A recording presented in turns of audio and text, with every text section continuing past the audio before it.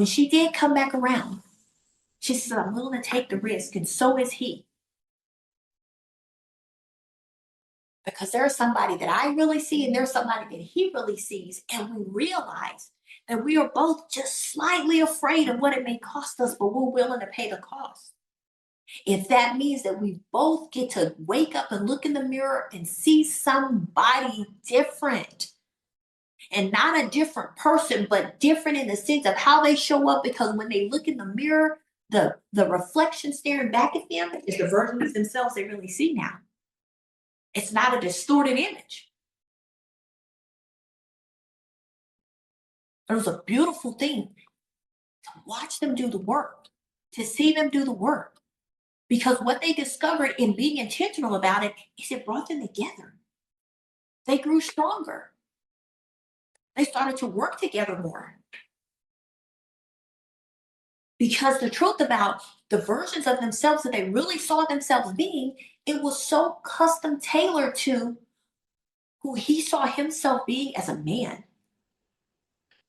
how he wanted to provide for his family, how he wanted to show up for his family, how he wanted to show up for their daughters. That's what he really cared about.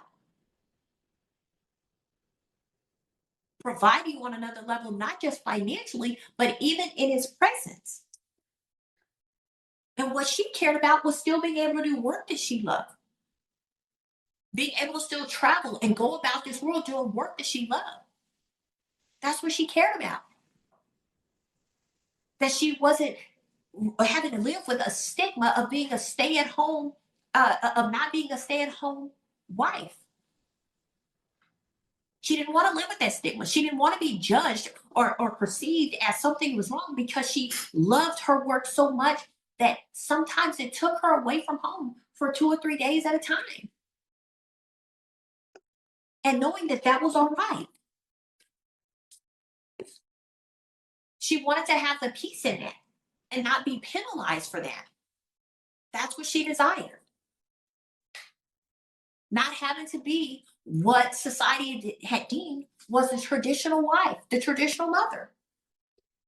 And they both found an immense level of presence in that, of hearing each other say, "Oh, I don't judge you for that. Oh, I don't misperceive you from the state that you're in right now. I support that. What can I do to chip in? What can I do to help?